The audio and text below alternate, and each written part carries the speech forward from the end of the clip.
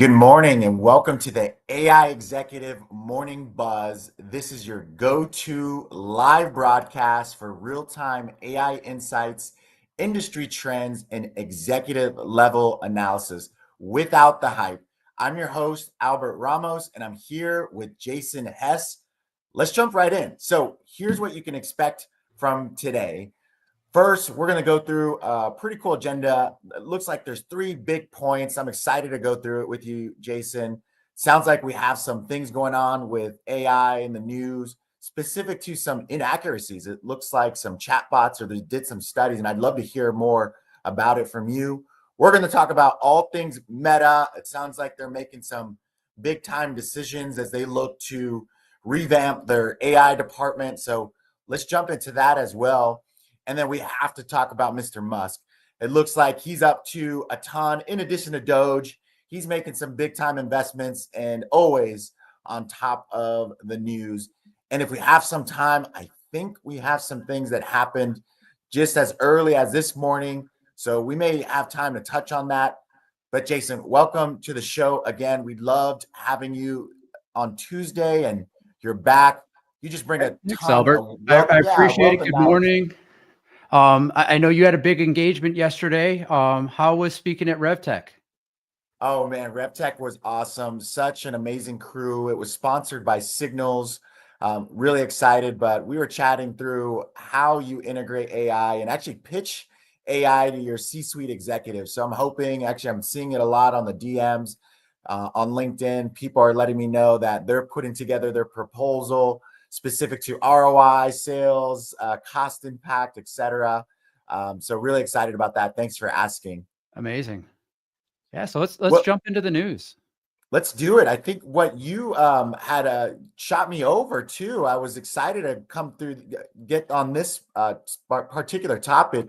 It looks like there was a study or something came out from the BBC. There was an actual report that came out specific to ChatGPT and Microsoft Copilot. You want to walk us through what was the big deal about that? Yeah, so BBC did a report, and they just provided the findings of the report. But it was saying that 50% of the news generated from AI was inaccurate, which I'm not sure I'm going to take as a hard fast rule. I think there's some unknown knowledge. I think the biggest thing to help people understand is this idea of tokens, and I think it's very misunderstood, and it's not like the human brain. So if you're pulling a URL, when you're putting that into tokens, it's broken up into very small finite pieces. So a token is about 4 to 5 characters. So that's where you get a lot of these hallucinations when you're using numbers or you're using URLs, because it's breaking those down into tokens. So it is doing a guess of what the next set of tokens are based on the knowledge that it has. So without the details of what they actually did, I'm not sure I want to take that with fully, but I think there is things, and there's healthy skepticism as people are asking questions to these large language models to make sure that they're getting the right answers. Don't take everything as gospel. Go in with a bit of healthy skepticism, and check the work and make sure it's done correctly. But the token piece is something that's very misunderstood. I know people hear about tokens, but they don't understand that this is just a small snippet of words and putting them all together, and they're guessing what the next token should be. So it is not something that I think is the sky is falling and we should step away from AI. It's just something that people need to be aware of, that this is the way it is. It's such a good topic. Two things that I want to double click there. You mentioned tokens, and you're right. I think a lot of people don't understand what's going on behind the scenes when it comes to tokens. And on our last show, we talked about cost effectiveness, right? I think DeepSeek was a great example of how we can minimize costs and continue to scale using AI. So as the costs reduce, how does that work? How does that intertwine with tokens? Because the way I understood it is, let's take ChatGPT, for example. There's the free version, and then there's the $20 or $25, I don't know where they're at now, a month version. And then there's the $200 amount. Now, how does that intertwine with the tokens that you have available behind the scenes to power this thing up? Yeah, so the way that it's currently being priced, and we'll talk about what Sam Altman and team pushed out last night. But the way it's currently being priced is you have a certain amount of tokens that you can use on the free tier, and once you hit that amount, then you've got a cooling off period before you can go and ask additional questions. And so the way that that works is the questions that you ask are tokens and the responses you get are tokens. So both the questions and answers are the amount of tokens that go into your pool. And once you exceed that limit, then you've got to wait. And then as each tier goes up, you get more capabilities and more use out of that. So it's a way to throttle how much use you have for free. And the more that pipe is open, the more you pay. That makes sense. No, I appreciate you walking us through that. And you're right. I think the second thing here is, look, AI is a learning technology, right? So it's okay to offer some discernment or some scrutiny, trust but verify. But also, too, on that flip end is, to that point, we need to make sure, don't trust everything that you get from the output, right? We still need some human intervention at this point in time. I know we may talk about and get to O5. It's getting smarter, it's getting better. But right now, still offer some discernment when you're working with some of these large language models or chatbots, et cetera, including, it sounds like, the news. Yeah. I don't want to throw that out there. I don't think it's necessarily fake news. That's something different. This is just going through its bouts. There's a little bit of hallucinations potentially happening here. Yes, and like we've spoken about before, the models will try to find the least path of resistance. So if it already has it in its training model, it's going to know to go do that. You have to explicitly tell it to go and search the internet when you want current events. So, I think that's where some of these issues came up and where they didn't trust it, because you actually have to tell the model, go search the internet, find me the most current information. If not, it's going to take the path of least resistance of like, oh, I already know that answer, even though that answer may have changed over the past couple months. Yeah, that makes sense. Well, hey, before we get into the next topic, I just want to give a shout out. Chris Phillips, thanks for being in the comments. And then we got our CEO in the comments. He couldn't make it today, but shout outs to Nick James, our CEO and founder of White Glove AI. If y'all didn't know, the AI Executive is actually the media brand sponsored by and owned by White Glove AI. So check it out, whitegloveai.com. Nick actually brought a question. He's wanting to gauge. He misses us, I think. Yes. How are tokens related to compute usage? That's a great Yeah. question. Yeah, so that's a great question, and they they work together, and that's why a lot of these big chip manufacturers are being able to support a significant amount of tokens, because they are. I'm not sure if it's a one-to-one relationship, but that's how it's significantly increasing the computer use, and that's why I think we spoke about it on Thursday, that these AI data centers are getting huge, and we're going to have to support a significant amount of energy consumption with them. So yes, tokens and compute use are definitely related, and that's what's causing the large scale. Great. We're going to move on to Meta here. I see it in the comments. Dr. Donnie Went. By the way, if you all are following Dr. Donnie Went on LinkedIn, highly recommend, especially those. And I talk about this a lot when I'm speaking about AI and the data security, cybersecurity side, AI ethics. Make sure to follow Doc Donnie. I love what he put on here. I prefer verify than trust. So I just said trust but verify, and Doc is saying verify then trust. I think that's a great Yeah, approach, I and think we're gonna that's have to. a great way to reframe that, because with this technology, you do need to verify it before you trust the output. That's great. So if you're all listening out there, I think that's a great point to just double down on. Verify, then trust, right? Right now, at this stage of the game, it requires that. And we just need to make sure that we're responsible, and that we're taking the right approach to get the correct and accurate information. Okay. So this next topic I'm really passionate about. When I'm going around talking about AI, I'm letting people know that they need to learn it, they need to lean in, because what I'm seeing from my lens is it's already starting to replace jobs, tasks, roles, right? And hopefully we can get people to start using it, learning it, knowing how to build or supervise, so that they can be a part of the consultation advisory role when it comes to AI and not the actual task that AI can replace. So Meta, I know they've been flying under the radar. We chatted about them on Tuesday. I think it was about 60 bill that they're investing this year in AI infrastructure. And we saw it in the news, Jace.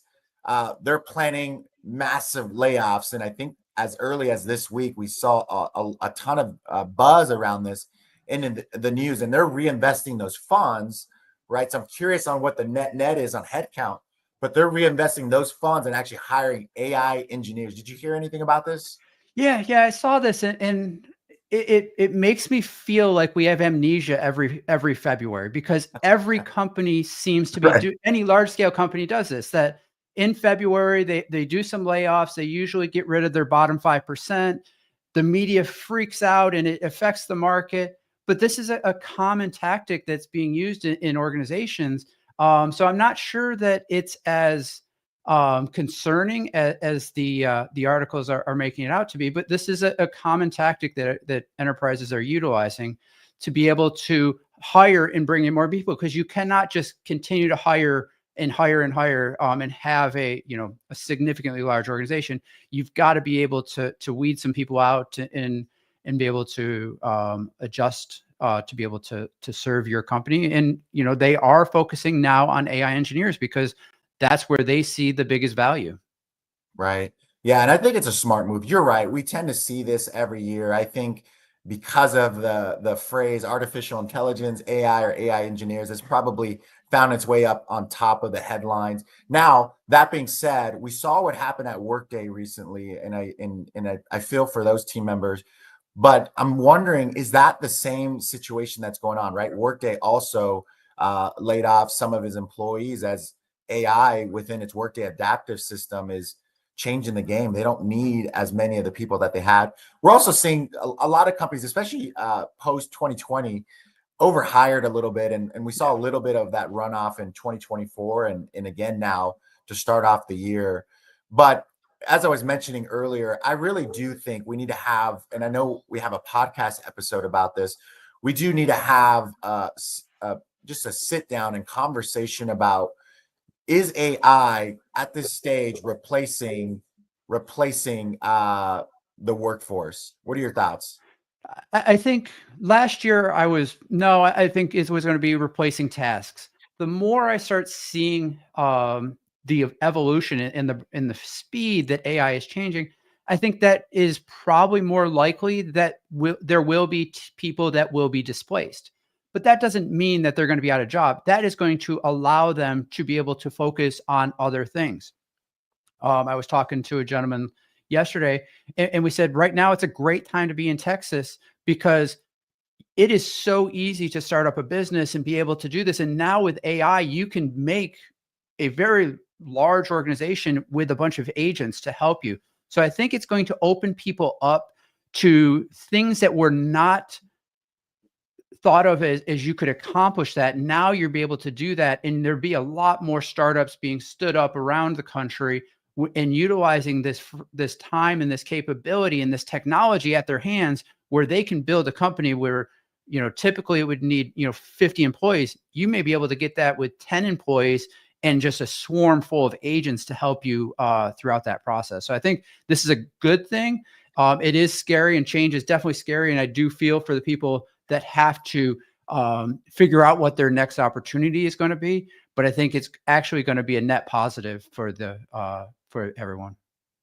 Yeah, I think so too. I agree with you. I think a net positive, specifically to efficiency, right? And to your point earlier, we've seen this a lot, right? We're cutting the underperformers, the old Jack Welch approach, right? And I think that's okay. There's a level of accountability as well as bringing on some great talent, getting rid of the talent cloggers, as I would call it, and I say that respectfully. It just is what it is, right? So we're going to keep touch on this workforce trend. I'm really passionate about this because I think it's our duty, especially Jason, people like us and like you and those at White Glove. It's our responsibility in the AI space as we're building these things, just having real conversations with those that do the tasks that these agents, as you were mentioning, can now do on their own and be responsible for.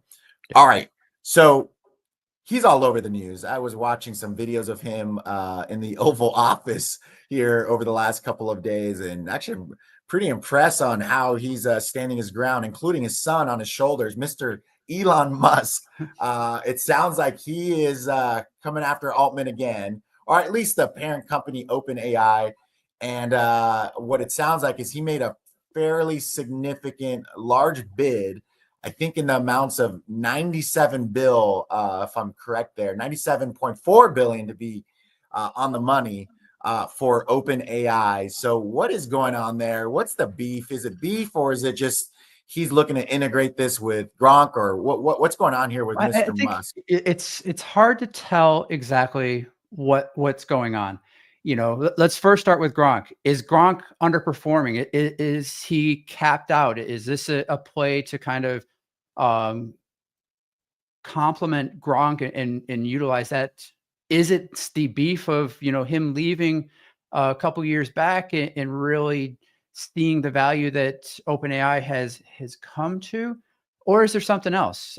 So it's with Elon, it's hard to tell on the surface. It's usually like an onion. You got to peel a couple of layers back before you really get to see what Elon was thinking, because he does not think like the majority of us. Right. Yeah, the phrase super genius, right? I agree. He's either thinking 10 steps ahead, or he's just having fun with it because he has the means. But I like following him. He's obviously doing a lot of great work currently in the administration. I know there's a lot of thoughts behind that, but when we start to see government affairs being treated or ran like a business, I'm a big fan of that coming from the finance space. So it's really interesting. I'm curious to see where this goes.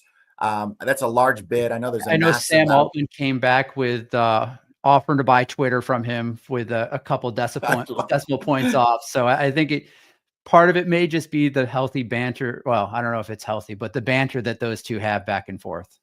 Well, it's funny. Altman can make the play. If you look at the valuation as it currently stands between X, formerly known as Twitter, and OpenAI, I think Altman has the one up there. That being said, Elon was a big part of the origination. So I think they're both just having a lot of fun. I'd hope behind the scenes that they're good friends, but who knows? It doesn't look like that in the news media. No. So we're going to put a pin on that one because we really don't know what's going to happen there. But I thought it'd be a good topic to bring up. I think what I want to do, though, since we have about 10 minutes left, as people are making their drive into work or getting their workout on. And by the way, we'll come back to it. If it's not today, Chris, in the comments, thank you for that. Workday and how they're actually pressing on the agentic workflow or agents. And actually, it just sounds like from afar, they're treating them like employees, which, again, I think is a very sensitive, controversial, but very important topic to come back to, Chris. So thank you for engaging in the comments. Really, really good. What I like to do though is get into some breaking news, right? So we saw a lot around O5, Jason, and I know you've been following this really closely. So what's going on there? There was 4.5 Orion, GPT-5, or within the O series, O5. What's going on in what Nick just said, this tech theater? There's just always something happening. Yeah. No, and it's actually great. So last night, Sam Altman released on X his roadmap, which is great because we've never really seen a roadmap for OpenAI or for any of these other AI companies that they've publicly put out their roadmap. And it's always, hey, when's the next version coming out? And you wait and you wait, and then it gets dropped seemingly out of nowhere. So Sam spent some time articulating what their roadmap is, their next release, which when asked, when is this coming out? He said weeks, will be GPT 4.5, which will be much more intelligence. But the bigger announcement is he also spoke about GPT 5.0 and what that's going to bring. And he identified a lot of the shortcomings of OpenAI, where people get frustrated of picking models and, which model should I pick for which question? And I know I've been very bullish on a company called Abacus AI and their chat LLM, and they have a router LLM and give you access to every model. and it, based on the question, it routes you to the right model. So if you ask a coding question, it'll go to the Claude 3.5 because that one is the best right now for coding. If you're asking about building out a schedule, it'll go to the GPT 4.0 mini, and it's a it's cost effective for them to be able to point you to the right one, as well as getting you to some of these models that you may not want to spend the $20 on, or managing that. It allows that for free, so you have access to things like the Google models, the DeepSeek models, the Perplexity models. You have access to a lot more. And I think this is what OpenAI is seeing, and they're going to be doing for themselves, is they're going to be able to start routing your question to the right model, so you don't have to worry about which model to pick. You just ask a question, and it'll provide you the response based on the models. It's so interesting. And I know the audience, we have different levels of expertise, and many of you are just leaning in. By the way, great job. You're just getting started. Now, Jason, I know there's different models, right? There's Copilot, there's Claude. And in a lot of ways, or a lot of the times, people are only speaking about OpenAI and ChatGPT. So I do want to make it relevant there. So it's amazing. These reasoning models are getting better and better. The intelligence is getting better. You were mentioning tokens earlier, and there's a reason why there's a free model in ChatGPT, right? Which gives you unlimited access still, but it's that standard intelligence. And I want to come back to that token piece, because I think I really want people to understand what's going on there and why you then are paying the plus subscription, which is what, $20 to $25, which comes with a different level or higher intelligence level. And it sounds like 5.0 is right around the corner. And then you have the one that's even more intelligent on the ChatGPT tier, which is the pro subscriber, which it sounds like that's more for the scientific side or complex mathematical types of things or research. Can you walk us through again? Let's close that loop around what ChatGPT is doing or OpenAI is doing with its models and where it's going, and then also how that intertwines with tokens. Yeah, no, I think that was probably the bigger news that I saw out of that is, like we spoke about earlier, with the tokens, you're limited and you're throttled on what you can do with the free tier.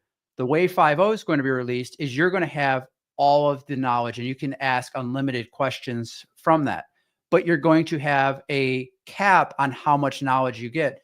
So the analogy I was thinking about as I was reading that is, okay, if you get the free tier, you may get someone that's as smart as a college student. If you get the pro tier, or the next tier up, you're able to get someone, maybe a master's degree. And then if you get the pro, now you've got PhD level knowledge that you can get to. So they're going by a knowledge base, not a consumption base. So it's a pivot from the way that they have been delivering that. So I think that's a good idea. It makes sense to me that you pay for the knowledge that you're looking for, not the consumption that you're using. That's so interesting. And I hope people heard that, right? So you're paying for the knowledge base, right? And then there's also the part as far as price elasticity and what you're wanting to, where you see the value, right? So not only the knowledge base, the cost, but also to your point, Jason, when you're getting into the different tiers, the knowledge base, it comes with a certain level of speed, right? So how quickly do you want that information? And that does require some compute power, tokens, but also costs, right? But we're starting to see that drive down, which is exciting for But all of us. speed is not always a good thing. And you Good can point. look at that with a Glad you lot of the said that. reasoning models and the deep research. I was using there's an open source version of deep research that was released, and we can put that into the show notes.